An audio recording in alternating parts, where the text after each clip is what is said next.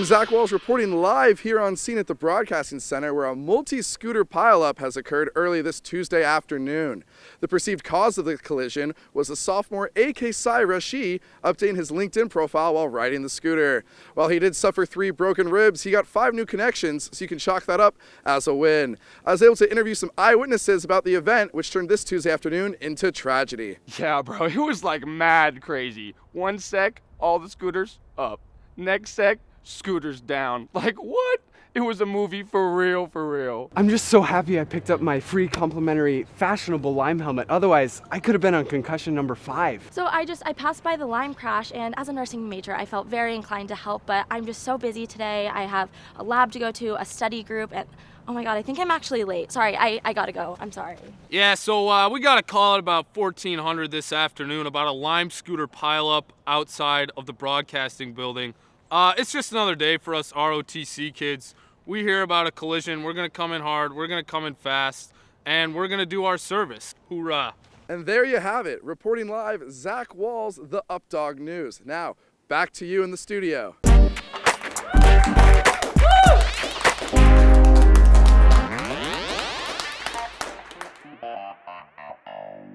Welcome to the first ever episode of the Updog here at Gonzaga University. My name's Bradley Miller. And I'm Lindsay Anderson. We have a great show for you today, but first, happy Halloween. Exactly. Today is October 31st, Halloween 2019, and we totally did not shoot this yesterday and quickly edit it overnight. Absolutely. In fact, to prove that today is Halloween, October 31st, we have today's issue of The Bulletin. It is Halloween. Yeah, and I have the latest issue of the Spokesman Review. It is Halloween. Gonzaga Bulletin confirms. So I guess that proves it. Yeah? Yeah. Now that we've gained your trust, here are some headlines. The Coeur d'Alene Library has said somebody has been hiding left-leaning books out of sight of the general public since August of this year. A classic case of owning the libs to own the libs. The Gonzaga Bulletin recently wrote a story on this year's DJ DeSmet duo.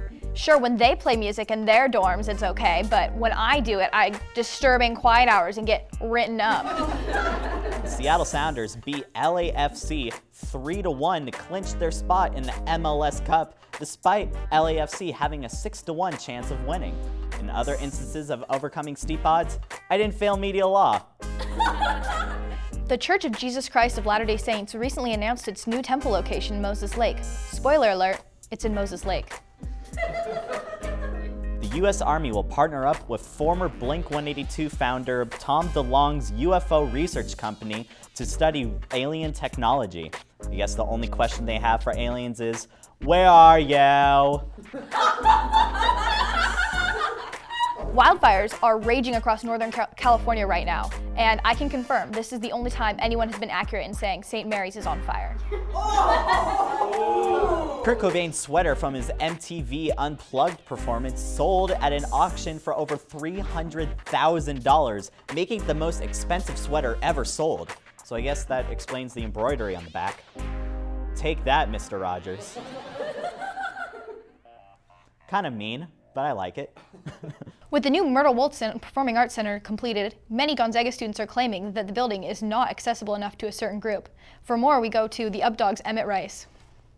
The problem of skateboard vandalism has become a serious issue for the Gonzaga University administration. And to prevent this issue, they have deliberately made all architecture unskateable. What might just seem like ugly architecture to a civilian now represents what Gonzaga skaters call discrimination. I mean, when me and the boys heard about the new building, we were stoked. New architecture always means new spots, new tricks, you know.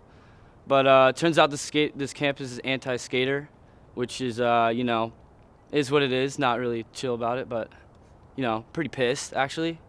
All these sick features are just unskateable now. I see these spots, and my immediate thoughts like kickflip, back tail, 270 out. And I think like every skater would probably think the same, but as you can see, like they're capped and kinked like all over the place, so they stopped me from doing so. Yeah. Some of the Gonzaga skater boys have begun to speculate that there is a whistleblower walking, or shall I say, skating amongst them. So I look at these gaps, kinks, and ledges and think that there's no way a scooter kid could know how to stop us skaters from hitting these sick ledges. Because only a skater knows how to stop a skater from skating, man. So that just means that there's gotta be a narc among us, man. Yeah, it's me. I'm the whistleblower. I've been a skater my whole life, but I just need another source of income, and the university reached out to me about, capping some of the ledges, kinking some of them over at Myrtle Wilson. I couldn't turn it down. I mean, God, I would just love to go over there, hit a kickflip, back tail, 270 out. But, if you saw what they were paying me, I bet you'd do it too. The university reports that this narc has saved them hundreds of thousands of dollars in potential damages. Now, as you walk through campus or the streets of Spokane, you'll begin to notice the caps and kinks on these ledges. From the Updog, I'm Emmett Rice. Now back to you in the studio. Thank you, Emmett. The NCAA recently announced that college athletes can now profit off their own likeness. This is huge news for our Zags, with them now being able to launch their own line of products on the side. And we here at the Updog, we want to be the first people to pitch some products for them. So without further ado, we present the Updog's top 5 products for Gonzaga men's basketball players.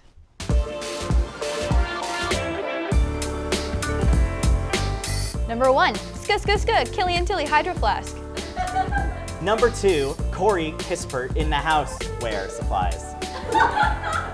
Number 3, Philippe Petide Pods. Number 4, Matthew Lang Bucket of Tang. Number 5, Ryan Woolridge Mini Fridge.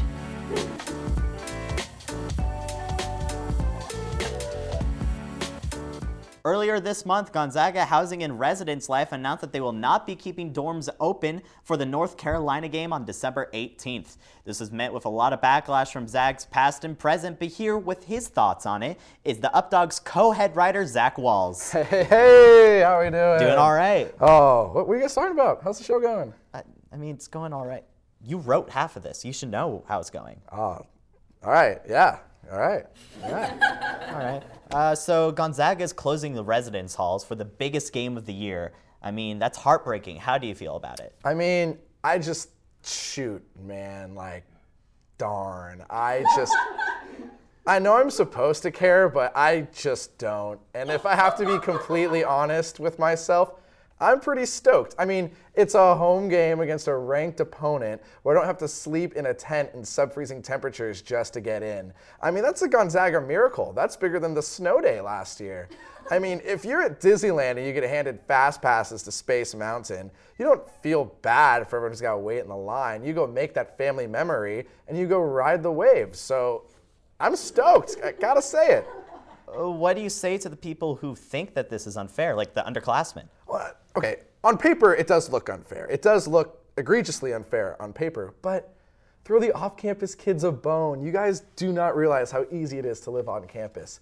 You have meal plans where you can get unlimited swipes into the cog with Bulldog Bucks. I've eaten Chef Boyardee 3 times this week, and each time I've been excited.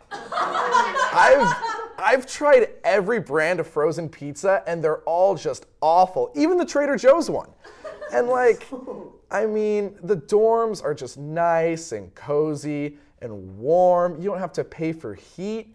In my house, if we touch our thermostat before December 1st, our landlady shows up with an eviction notice. So, yeah, you don't get a go, but just the team's still gonna be good in 3 years, and you'll be off campus then, and I think that's fair. How can you help people cope with this? I'd say my best advice is, especially for the freshmen, is I get it. And again, it's disappointing. But the game isn't until a week after finals. You're gonna be back home. You're gonna have this whole semester to make new Zag friends that you can watch the game with. And 95% of this people who go to this school are from Seattle or the Bay Area anyway, so you're gonna be able to find people to watch it with. And so get some wings, get some pizza, get some Tang, and turn on to ESPN2 to watch me in the front row cheering on the Zags as they try to avenge that natty. Zach Walls, everybody. Hey, Zags by 90. Plenty of students work long hours to pay tuition at Gonzaga, but a new work study has started this year that has many students talking. Work-study positions help some Gonzaga students fund their education at the university. While the most popular work-study positions are working the circulation desk at Foley Library or reffing intramural sports on Mulligan Field, it's a new work-study position that is making the biggest impact on the Gonzaga community. While it may not be the most glamorous gig in the world, I get to go to bed at night knowing I'm keeping my fellow Zags safe. Connor Anderson is the first stop sign work study, an occupation that finally addresses a concern Gonzaga students have had for years. It's actually really dangerous to be a pedestrian in the Logan. I mean, there's cars parked on both sides of the street, and every intersection is unprotected, so it's really a free-for-all when you're trying to move around. I am the protection. I'm the only line of defense between Gonzaga students and certain death. While many folks love the addition of a human stop sign, some aren't quite as impressed. Look, I understand that a lot of people just fly this intersection. I get it. I live right here. But come on, dude. We don't need to hear your whistle every day, all day. I realize that in this line of work, you make some enemies, and I am perfectly fine with that. This is more than a work-study job. This is a mission. This is a passion. And that passion has led to perfection. Ever since Anderson has taken over his role, there have been no collisions at this intersection. The new battle, however, is enforcing the one-way street. Yeah, people just go the wrong way all the time. It's pretty ridiculous, you know? We'll be in the backyard tending to our grass and just see people drive the wrong way. It's rough. Look, the one-way has been my greatest challenge yet. But I'm sure if I put all my might into it, I will one day quell all illegal traffic on this here street. And here's to hoping he does. Zach Walls, Updog News. And on that note, that is our show. Thank you for watching the Updog. If you're interested in contributing, you can DM us on Twitter or Instagram at The Updog Show. Whether you want to write, shoot, edit, or act, we need you here at The Updog. Now, if you excuse us, we have a lot of candy to eat.